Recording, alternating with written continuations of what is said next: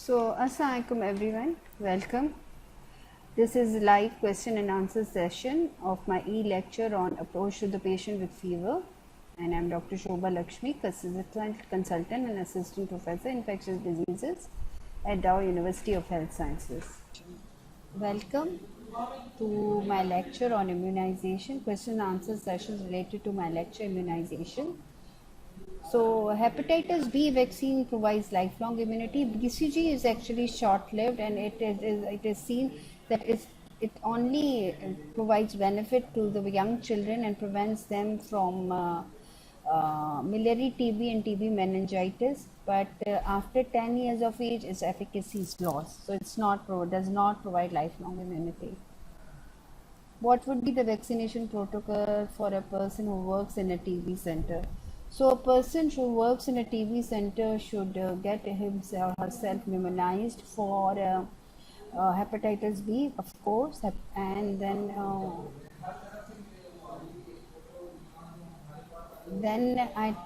if there is previous exposure to TB, and then get vaccinated for pneumococcal vaccine, which is pneumococcal conjugate vaccine PCV13, and then annual shot of influenza, because someone who has influenza is more prone to get infection. So these are the vaccinations that I would suggest someone who is working in a TB center should get these in. In some hospitals, there are two types of vaccine, government and private vaccine. What is the difference between two?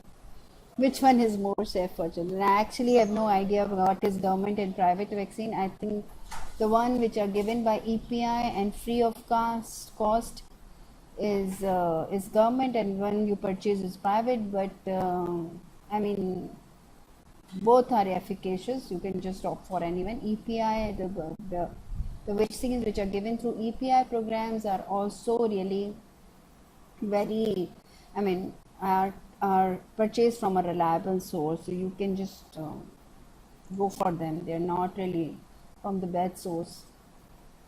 Does a woman require any vaccine following delivery?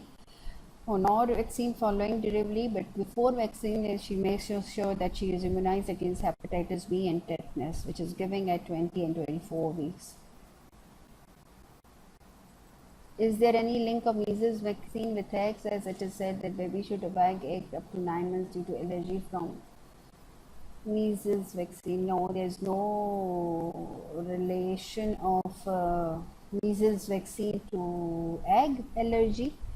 And I mean, yellow fever vaccine is prepared on egg, so you should avoid that if someone is allergic to eggs or vaccine, influenza vaccine. But otherwise, there's no relation of measles vaccine to egg.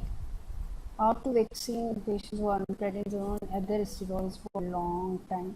So if they are on low dose of prednisolone, you can just go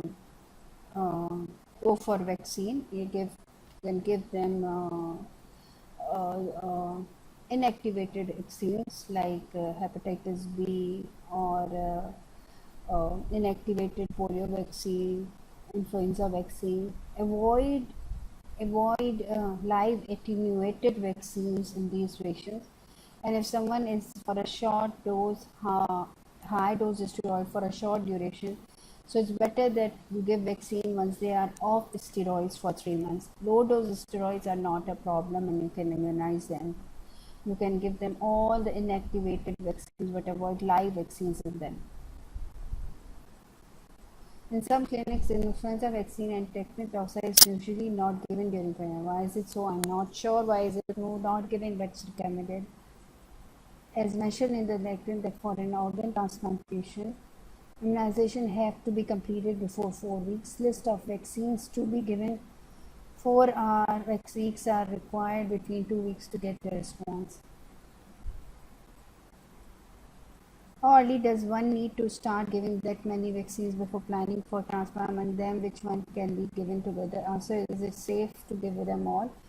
So transplant, yes, if you're going for elective transplant, it's better to give them before transplant, because after transplant you give them immunosuppressive agents, and because you're giving them immunosuppressive agents, it is not really safe to give them vaccines. Particularly with the solid organ transplant, it is better to give them 4 weeks before and make sure their immunization is complete before you take them to for the transplant.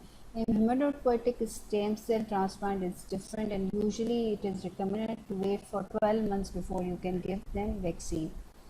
So yes, in transplant, pre-transplant vaccine is safe. Post-transplant, you have to actually wait for 3 months before they are on before you can give them vaccine again. And we have experience of transplant that we have been vaccinating, and there have been no problems of any sort of immunization. So it's really safe that you get them before transplant. Usually, how long does it take for the antibodies to develop after a vaccine? It varies, but usually it depends, and it depends on the doses of the vaccine given, and also on the immunogenicity. So usually it depends, but it usually takes 2 to 4 weeks before adequate IgG response is produced. 2 to 4 weeks. And it depends on the immunogenicity of the agent you are giving and dose of the drug.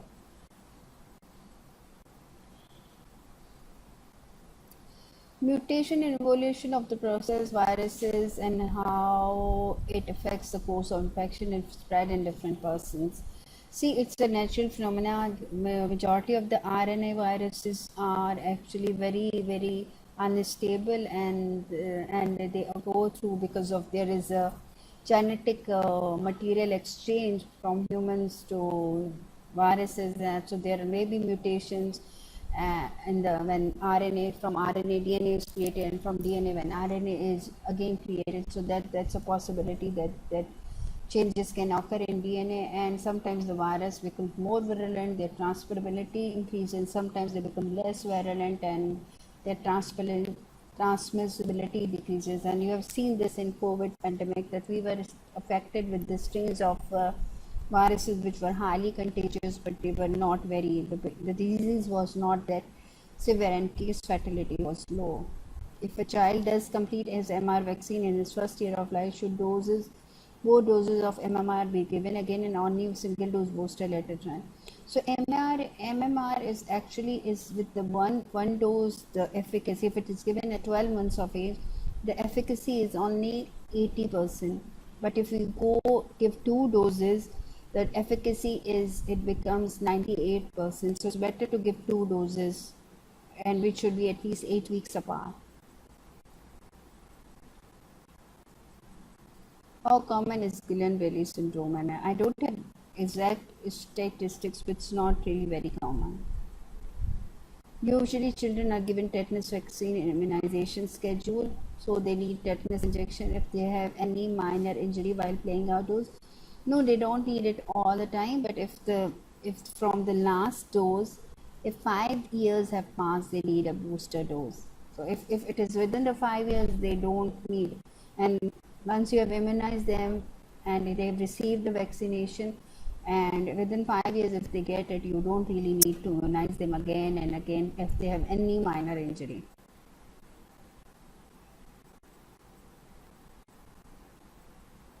Who are the people at high risk of hepatitis A infection? People who are alcoholics, who are immunocompromised, children, people who have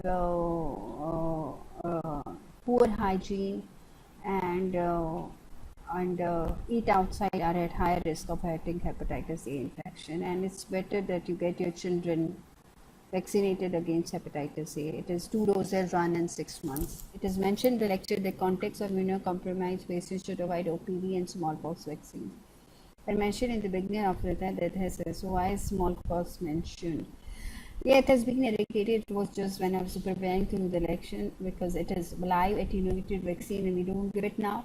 But because both are live attenuated vaccine, someone who has received OPV vaccine or live small vaccine should avoid contact with them for at least 4 to 8 weeks, because OPV, when you give OPV, the poliovirus is shedded in stool, and the person may get infected, immunocompromised person may get infected with oral poliovirus, and oral, because OPV uh, is a is a live attenuated vaccine. There have been cases of vaccine-derived polio infection in the world. So just to avoid them, you ask them to avoid contact with immunocompromised contacts of person who have received OPV. Immunocompromised persons should avoid contact with persons who have received OPV or smallpox vaccine recently, like for 8 weeks.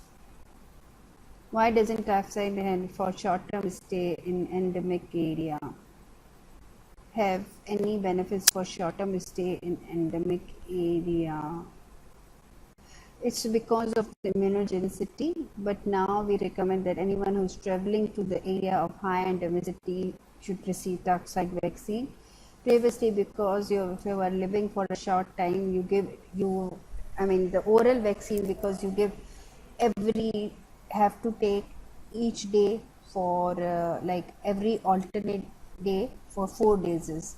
So now, so that why till the response was you get for the vaccine, you had gone from the endemic area.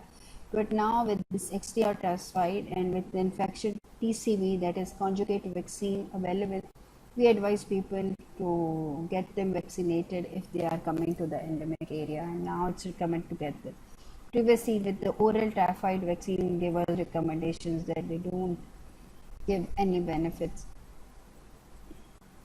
if you give them in living, not if you're living in endemic area. I would like to thank the following trainees for their questions: Dr. Sobia Anwar, Dr. Sarah Nazir, Dr. Sobia Ehtisham, Dr. Nimran, Dr. Ariban Jameen. Thank you so much.